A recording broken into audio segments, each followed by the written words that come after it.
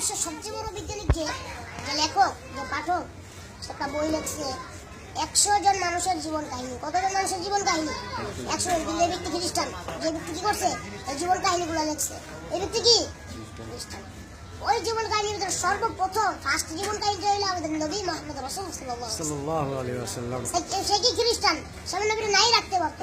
সে আমার নবীর জীবন কাহিনী পড়ে সে কি করলো? তার বইয়ের ভিতরে সবার আগেই নবীর জীবন কাহিনী দিল 100 জীবন কাহিনী। আসলে দেখেন,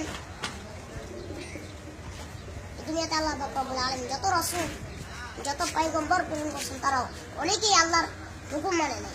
অনেকেই মনে করেন কি করছে পাপ করছে। যেমন বাবা আদম আলাইহিস সালামকে যখন আল্লাহ সৃষ্টি করলেন, তখন বললেন যে তোমরা কি করো না, এই গাছের সামনে যাও না, গন্ধম গাছের সামনে তোমরা কি করো না, যাও না। তারা গেল, আল্লাহর হুকুম অমান্য হয়েছে কি হয়নি?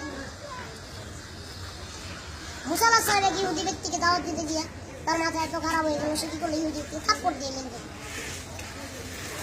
এরকম নবীর একটা না একটা, কিন্তু আমাদের নবী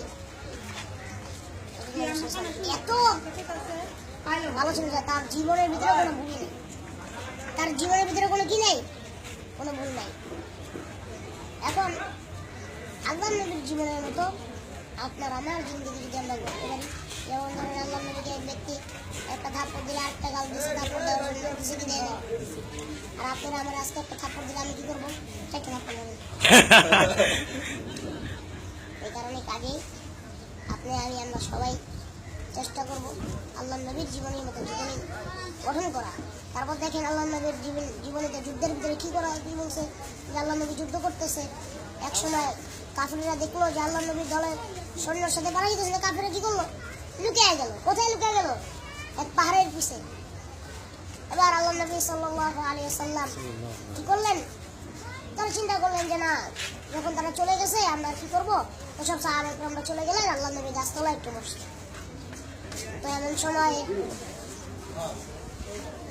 সময় ওই কাফের একটা তরবারি নিয়ে দৌড়ে এসে তারপর কি করলো? আল্লাহ নবীর সামনে দাঁড়া হইল।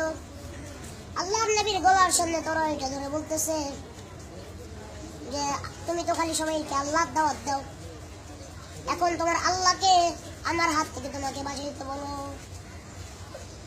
দাও, তোমার আল্লাহকে তুমি রাখো, তোমার আল্লাহ তোমাকে আমার হাত থেকে বাঁচাইতে পারে।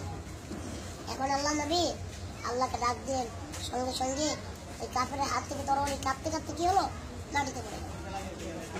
এবার ওই কাফের যখন ওই তরবারি মাটিতে পড়ে গেল, তখন আল্লাহ নবী তরবারিটা উঠে কাফেরের গলায় ধরলো। এবার বলতেছে আমার তো আল্লাহ ছিল, আমারে বাঁচিয়েছে, তোমার কি বাঁচে? আমার কি ছিল?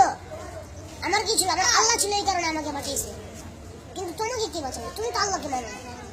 এবার বলতেছে ইয়া রাসূলুল্লাহ, ইয়া হাবিবাল্লাহ, আমাকে যে আল্লাহ বাঁচিয়েছে, আপনাকে যে আল্লাহ বাঁচিয়েছে, আমাকে সে আল্লাহ বাঁচাবে। সুবহানাল্লাহ। এবার এই ব্যক্তি কি হলো? নবী সাল্লাল্লাহু আলাইহি ওয়াসাল্লামের হাত ধরে কালিমা পড়ে মুসলমান হয়ে গেল। আমরা যদি এরকম ভাবে মানুষকে দিলে তাও দিতে পারি, তারা হবে না কেন? কারণ আমরা একজনের কাছে 4 দোকানে মানুষ খেলা দেখতেছে, আমরা ওদেরকে নামাজের দাওয়াত দিলাম, যে নামাজের সময় এসে এই নামাজের সময় এসে আসুন আপনারা। এর দায়িত্ব।